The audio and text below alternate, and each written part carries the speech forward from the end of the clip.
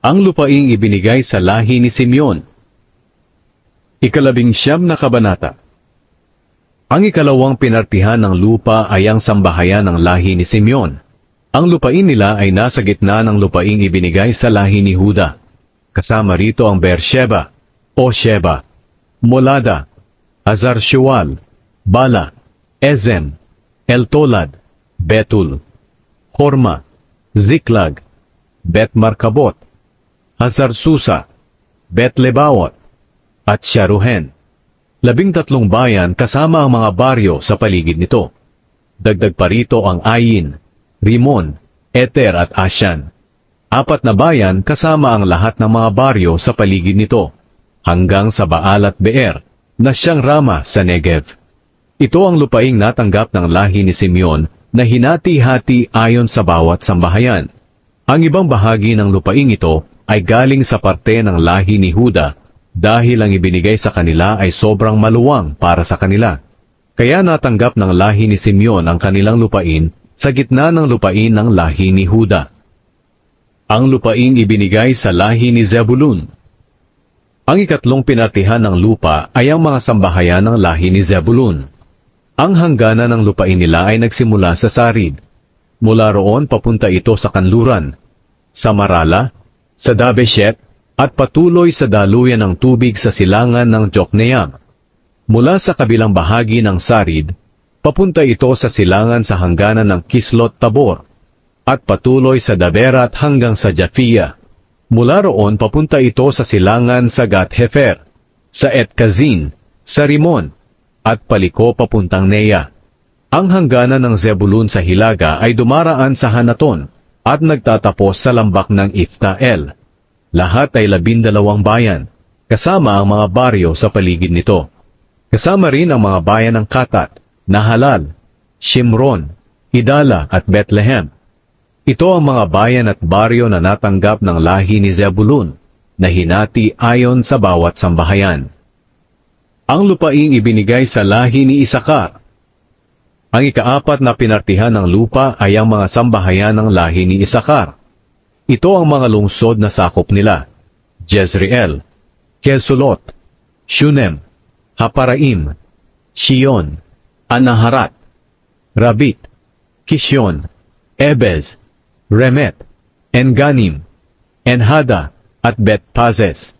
Ang hangganan ng lupain ay umaabot sa Tabor, Shahazuma, at sa Bet-Shemesh, at nagtatapos sa ilog ng Hordan. 16 na bayan lahat kasama ang mga baryo sa paligid nito.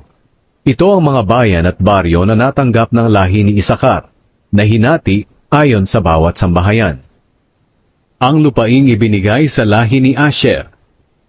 Ang ika-5 pinartihan ng lupa ay ang mga sambahayan ng lahi ni Asher.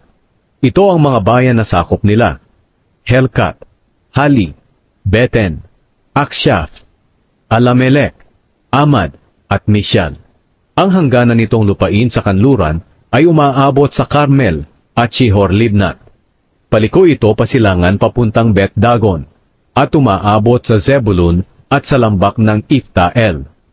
Pagkatapos papunta ito sa Hilaga papuntang Bet-Emek at Niel. Papunta pa ito sa Hilaga hanggang Kabul, Ebron, Rehob, Hamon, Kana, at hanggang sa malaking Sidon. Pagkatapos, liliko ito patungong Rama at sa napapadirang bayan ng Tyre, at papuntang Hosa, at nagtatapos sa dagat ng Mediteraneo. Ang iba pang mga bayan na sakop nila ay ang Mehebel, Akzib, Uma, Afek, at Rehob. 22 bayan lahat, kasama ang mga bayan sa paligid nito. Ito ang mga bayan at baryo na natanggap ng lahi ni Asher, na hinati ayon sa bawat sambahayan. Ang lupaing ibinigay sa lahi ni Naphtali. Ang ika-6 na pinartihan ng lupa ay ang mga sambahayan ng lahi ni Naphtali. Ang hangganan ng lupain nila ay nagsimula sa Helef at sa puno ng Terebinto sa Zaananim, papuntang Adami Nekeb at Jabneel, hanggang sa Lakum, at nagtapos sa ilog ng Hordan. Mula roon, paliko ito sa kanluran papuntang Aznot Tabor, pagkatapos sa Hukok, hanggang sa hangganan ng Zebulun sa timog, sa hangganan ng Asher sa kanluran, at sa ilog ng Hordan sa silangan.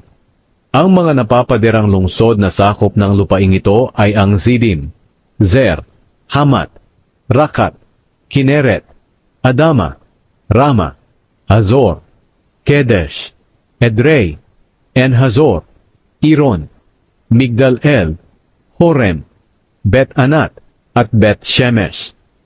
19 na bayan lahat, kasama ang mga baryo sa paligid nito. Iyon ang mga bayan at baryo na natanggap ng lahi ni Naphtali, na hinati ayon sa bawat sambahayan. Ang lupaing ibinigay sa angkan ni Dan. Ang ikapitong pinartihan ng lupa ay ang mga sambahayan ng lahi ni Dan. Ito ang mga bayan na sakop nila: Zora, Estaol, Irshemes, Shaalabin, Ayalon, Itla, Elon, Timna, Ekron, Elteke, Gibeton, Baalat, Jehud, Beneberak, Gatrimon, Meharkon, at Rakon, pati rin ang lupain na nakaharap sa Jopa. Nahirapan ang mga lahi ni Dan sa pag-agaw ng lupain nila, kaya nilusob nila ang Leshem at pinatay ang mga naninirahan dito. Naagaw nila ito at doon sila tumira. Pinalitan nila ang pangalan nito ng Dan, ayon sa pangalan ng ninuno nilang si Dan. Ito ang mga bayan at baryo na natanggap ng lahi ni Dan, na hinati ayon sa bawat sambahayan. Ang lupaing ibinigay kay Josue. Pagkatapos hatiin ng mga Israelita ang lupain nila, binigyan nila si Josue na anak ni Nun ng bahagi niya. Ayon sa iniutos ng Panginoon, ibinigay nila sa kanya ang bayan na hinihiling niya, ang Timnat Sera sa kabundukan ng Ephraim. Ipinatayo niyang muli ang bayan at doon tumira. Ang naghati-hati ng lupain ay sina Eleazar na pari, Josue na anak ni Nun, at ang mga pinuno ng bawat lahi ng Israel. Ginawa nila ito sa pamamagitan ng palabunutan sa presensya ng Panginoon, sa pintuan ng toldang tipanan doon sa Shilo. Kaya natapos na ang paghahati ng lupain.